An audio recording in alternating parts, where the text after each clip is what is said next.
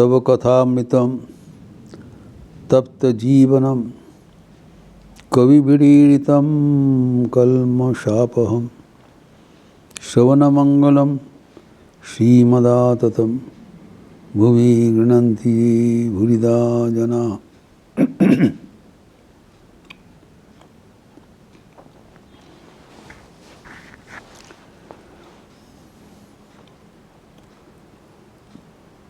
मन को कैसे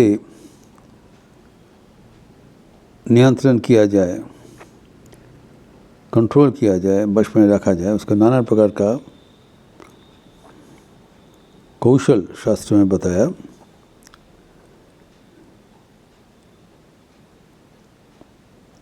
एक तो बताया कि अगर विषय से दूर हटकर मन को ध्येय वस्तु पर केंद्रित करे तब एकाग्रता आ जाएगा। लेकिन ध्येय वस्तु पर केंद्रित करने में आपदा क्या है? मन विषय में लिप्त रहता है, लक्ष्य वस्तु छोड़कर विषय में चले जाते हैं।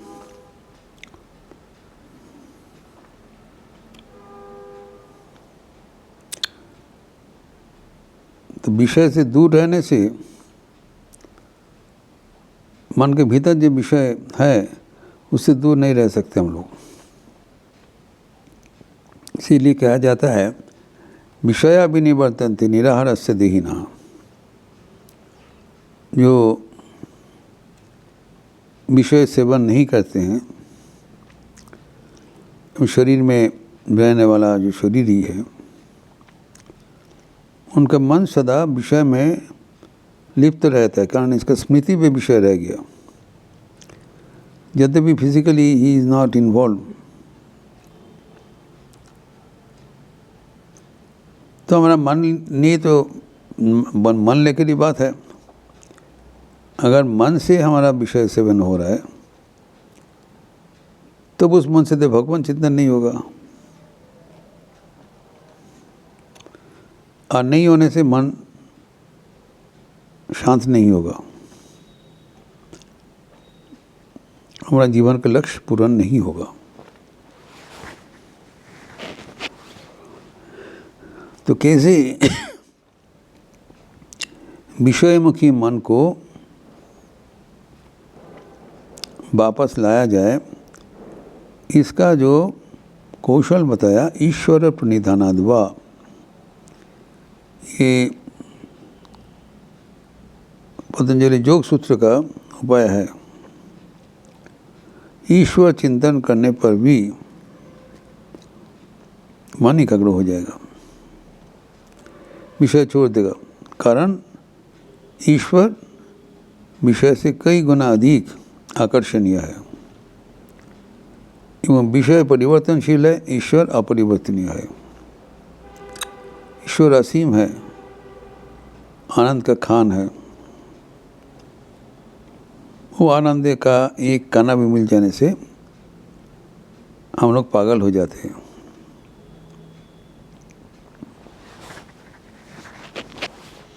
ईश्वर चिंतन करने पर भी मन हो जाएगा। तभी ईश्वर चिंतन कैसे करें? हम जिसको प्यार करते हैं उसी का चिंतन आता है। ईश्वर का तो देखा नहीं, तो कैसे उनके पास प्यार होगा? How to divert the mind. इसी कारण कहा जाता है यद्यपि हम लोग ईश्वर को प्राथमिक अवस्था में प्रकट नहीं देखते हैं, लेकिन उनका जो नाम है हम उससे परिचित है। और रहस्य है नाम और नामी अभेद। बल्कि भगवान का जो नाम है वो नामी से भी ज़्यादा महत्वपूर्ण है। name of God is more powerful than God himself. उदाहरण दिया जाता है, प्रभु मुद्रिका मेली मुखमाही जलधि लंघी के अचरज नाही। वीर हनुमान भगवान राम का नाम उच्चारण करते हुए अनायास समुद्र लंघन करके चले गए, छलांग मार के, जय श्री राम बोलते हुए। जबकि भगवान को समुद्र पार करने के लिए सेतु बंधन करना पड़ा, ये कहा जाता है। Even God had to cross after making a bridge. Hanuman ji भगवान का नाम से छलांग मार के पार कर दिया। इतना पावरफुल है भगवान का नाम। तो जब भगवान का नाम इतना शक्तिशाली है, तो रहस्य क्या है? अगर भगवान का नाम हम दोहराए तो नाम का जितना शक्ति है, नाम का जितना सौंदर्य है, नाम का जितना पवित्रता है, वो सब हमारे ऊपर ऑटोमेटिकली ट्रांसफर हो जाता है।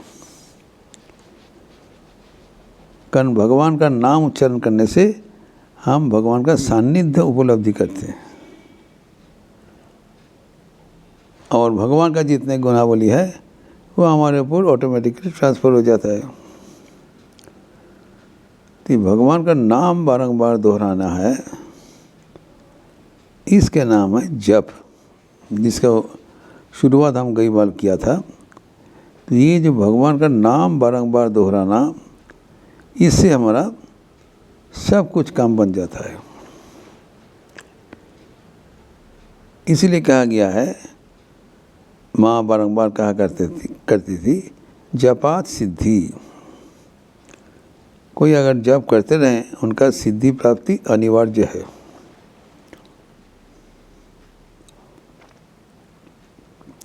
तो जप किसको कहलाता है, हम इसको चर्चा किया है। जो कोई भी नाम नियमित रूप से बारंबार दोहराना, इसको जप कहलाता है। सो बारंबार दोहराने का नाम है जप, रिपीटिशन ऑफ गॉड्स नेम। उसमें क्या होता है, मन भगवान के नाम से युक्त हो जाते हैं। भगवान का नाम का जो माधुर्य है, वो माधुर्य से मन चिपक जाते हैं। पहले विषय के प्रति उनका आकर्षण था, अभी जैसे ईश्वर के प्रति अनुरक्ति बढ़ेगा, विषय का आना तुच्छ बोध होगा ऑटोमेटिक। हम चाहते हैं कि अभ्यास है ना, वैराग्य ना, दोनों चाहते हैं। अर्थात विषय से हमें दूर हटना चाहते हैं, वो स्वाभाविक रूप से जाएगा नहीं। लेकिन विषय के पास अगर हम ईश्वर के जो छवि हम रखते हैं, इट इज़ मोर अट्रैक्टिव। जो मन विषय में जा रहा है, तो वही मन चला जाएगा ईश्वर के प्रति। तो ईश्वर के विषय में अनुराग ही विषय में विराग ऑटोमेटिक। लेकिन इसमें एक बात है, ये जो भगवान का नाम जो हम दोहराते हैं, कौन सा नाम दोहराते हैं? भगवान का नाम भी क्या है, ये भी पतंजलि योग शास्त्र में कहा गया है। तस्य वाचक प्रणव, ओंकार के साथ जो कि जो कि देव देवियाँ होगा, गुरु जैसे बोलेगा, तो उसी अनुसार हमारा मंत्र मिलेगा। और मंत्र का मतलब क्या है? मनोनाथ रायति इति मंत्र। ये जो मन का जो बात है, जो भगवान का नाम उच्चारण करेंगे, बारंबार दोहराना है, ताकि भगवान का पावन नाम दोहराते हुए उन नाम का जितना गुणावली है वो हम ऑटोमेटिकली हमारे ऊपर आ जाते हैं। भगवान का नाम का दया, क्षमा, पवित्रता, शक्ति, सब कुछ। इसलिए पतंजलि उनका योग शास्त्र में कहा गया है कि मैकेनिकल रिपीटिशन अब नाम से नहीं होगा, इज नॉट ए रिचुअल। ये है मानसिक परिवर्तन। उसमें क्या करना है, जब किसी को कैसे करना है, तत् जप तत् अर्थभावनाम, यही है बात। अर्थात while repeating the name of God we must think of the meaning of Bhagwan's name. जो भगवान का जो नाम है उसके भीतर ही भगवान का जो परिचय निहित है। जो भगवान का नाम में जो प्रेम है, पवित्रता है, ऊर्जा है, ये सब कुछ जब हम भगवान को जाप करते, भगवान का नाम जाप करते हैं, तब भगवान का जो जितने शक्तियाँ हैं वह हमें लक्ष्य तक पहुँचाने की मदद करते हैं। तो ये जो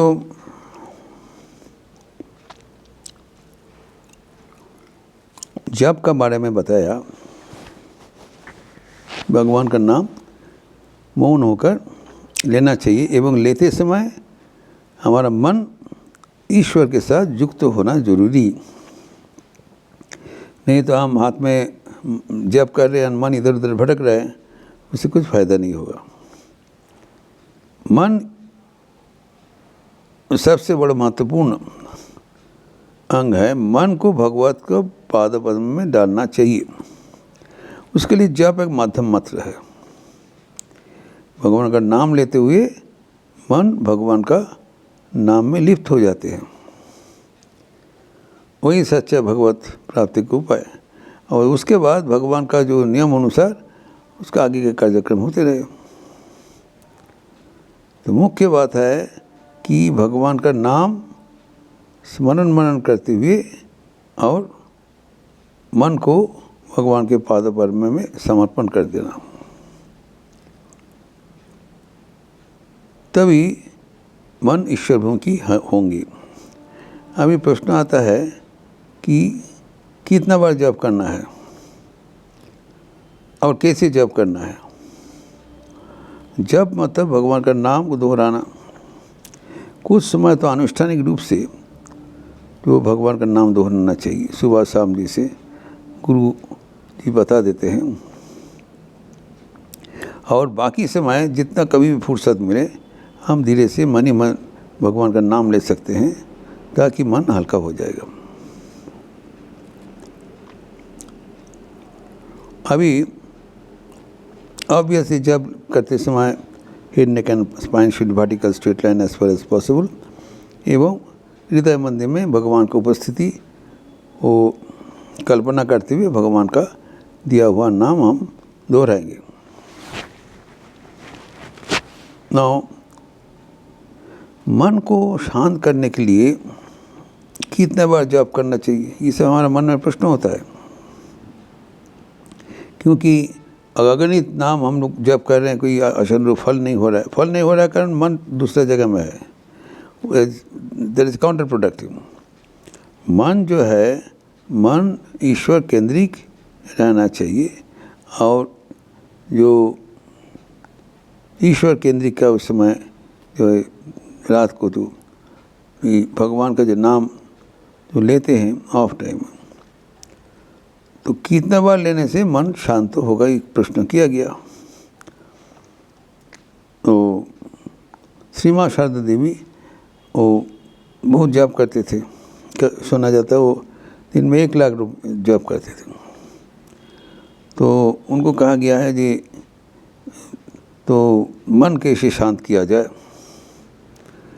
तो माँ का सीधा जो जवाब है कि मन को अगर नियंत्रण करने चाहते हो तो भगवान का नाम दोहराओ। तो पूछा गया था कितना बार दोहराने से मन शांत स्थिर होगा। मन ने बताया देखो जैसे जिसका सामर्थ्य है करो, लेकिन कम से कम कोई 20,000 नाम जप करे तो उनका मन अवश्य वश में आ जाएगा।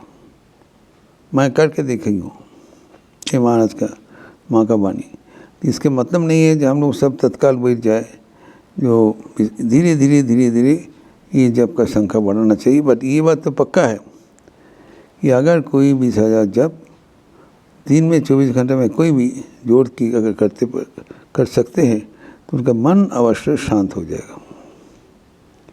माँ का दिया हुआ वाणी ना।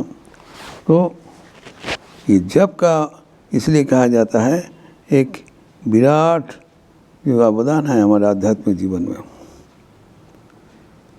लेकिन जप करते समय हमें हमारा मन को भी ईश्वर के साथ जुड़ा के रखना चाहिए। सिर्फ हम मन को ही अटैचमेंट किया मैकेनिकल प्रोसेस में, वो नहीं चलेगा। But put our entire being at the feet of God through his divine name. ये प्रसंग और भी बढ़ाते हुए अगले दिन चर्चा करेंगे। ओम शांति शांति शांति। हरि ओम तत्सत। श्री राम कृष्णार्पणमस्तु। आज एक पावन दिन है।